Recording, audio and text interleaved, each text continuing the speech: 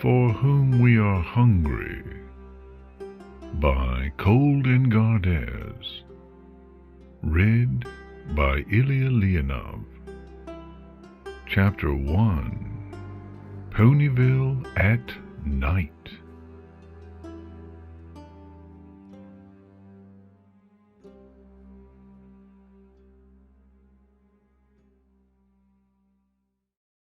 It is instinct that guides you to this house.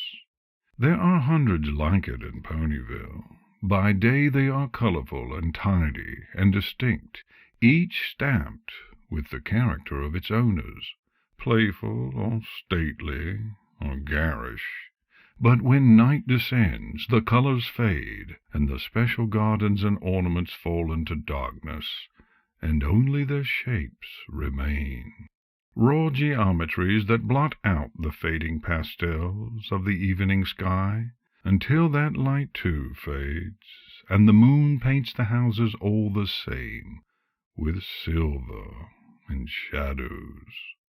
But inside, the houses still pulse with life. In this one, a stallion and a mare have just finished feeding their foals and chasing them around the house in preparation for bedtime. 2 foals, you think, both female. You know this, even though you cannot see past the curtains or smell anything other than the seared radishes and braised carrots drifting from their chimney. You know that inside you would find laughter and unwashed foals fighting to avoid their nightly baths, and scented beeswax candles that are never lit. You know these things as if you are standing among them, not crouched between the prickly stems of some unnamed garden hedge lining their lawn. You wait until the lights go out, one by one, until only the last remains, flickering from the 2nd floor. It's time. You dart across the grass, feeling it tickle the soles of your hooves. You stay in the shadows, away from the warm glow of the gas street lights that hiss and sputter in their glass cages. You pause for a moment, letting the sound wash over you, and you close your eyes and let it carry you back. Before all this, before Ponyville, before Canterlot, before you hid in shadows and beneath bushes, before you were hungry, before you knew the cold touch of fear between your wings, before the wind shifts and the sound of the lamps fades, the reality of your situation returns, and you swallow the lump of memory in your throat. That was foolish of you. Any pony could have seen you there, half cloaked in shadows, skulking through some pony's yard like a thief, which you aren't. You aren't. You repeat that over and over again. The house is made of smooth-cut timbers, painted a shy pink that you can barely see in the clouded moonlight. Small tendrils of ivy cling to its side, starting to bud and send out the season's new feelers. They are black against the pink walls, and as you wait pressed against them, barely breathing, you see a tiny mote skitter between their lines, a spider out for a nighttime hunt. As if sensing your gaze, it freezes for a moment and holds perfectly still, and then it darts away into the shadows. You silently wish him luck. It's time. You take a deep breath, so deep your chest swells and your lungs ache. You hold it as long as you can, 30 seconds, a minute, 2. When your legs begin to tremble and the edges of your vision go gray, you slowly exhale, willing the shakes to cease. You breathe out your fears, your hunger, your guilt, and let only the spider's stillness remain. You place your hooves against the wood walls, feeling for the gaps between the planks. It would be easier to fly, of course, but even on a cloudy night like this, you can't take that chance.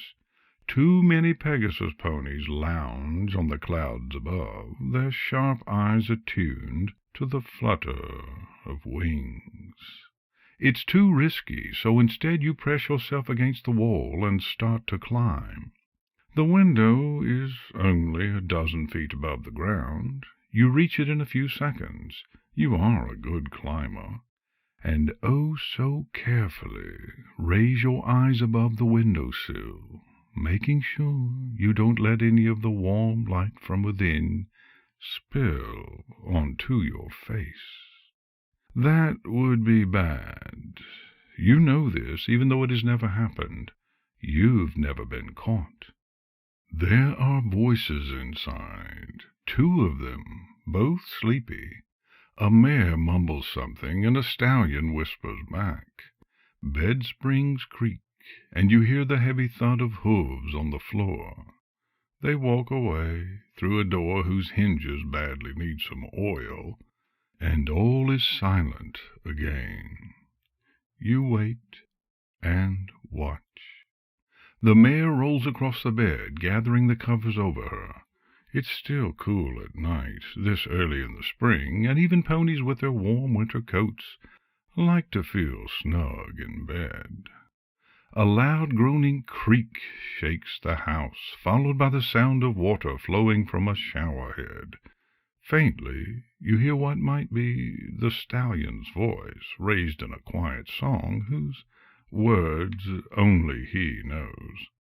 It's time. You try the window and find it unlocked, of course. They're never locked, not in Ponyville. It's part of what you would love about the place, if you could ignore the stabbing pains in your belly long enough to feel anything other than hunger. Slowly, achingly slowly, you ease the window open and slide through the gap. This is the hardest part. You only caught a glimpse of the stallion, and heard his voice only in whispers, but it will have to suffice. You focus on that image of him, of a brown coat and short tangled mane, of his scent, clover and rocks in a stream warming in the sun. It's a nice scent, very subtle for an earth pony, and you let it carry your mind away for a moment, away from all that you have become, to some empty place, where there is no hunger or fear, or skulking about in the shadows at night, only the sun, and warm rocks, and clover, and peace. Enough. You've stoled enough. You push away the silly daydream and focus on what matters, the image of the stallion, his voice and his scent.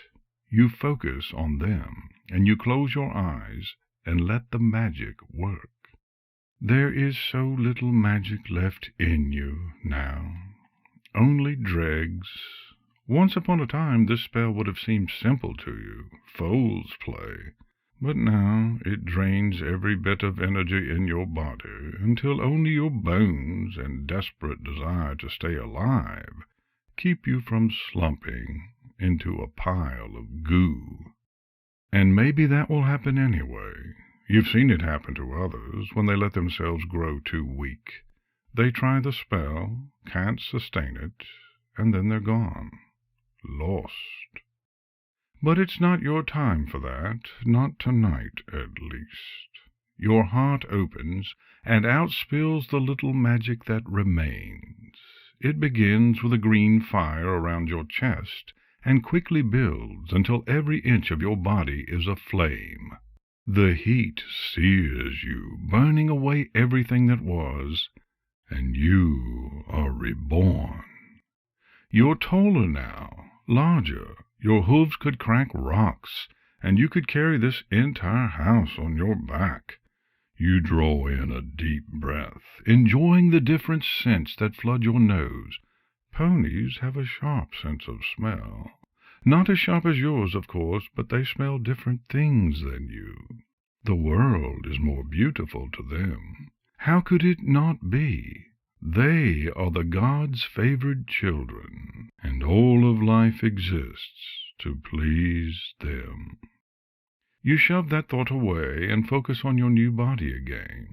It looks like a match, and you know without speaking that your voice is perfectly his.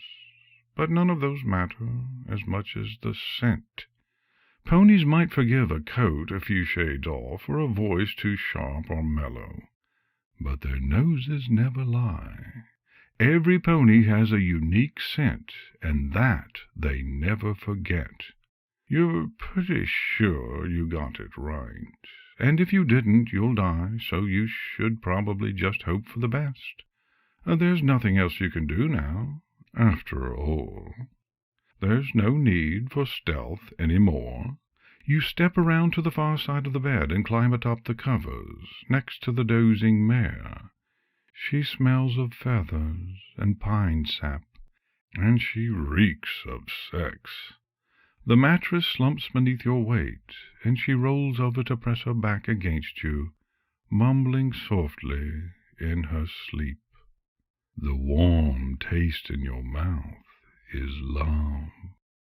You drink it like a pony dying of thirst, desperate, ravenous, devouring every scrap of it you can. You don't have the time to savor it. The stallion will return any moment, and to be discovered like this is as good as death.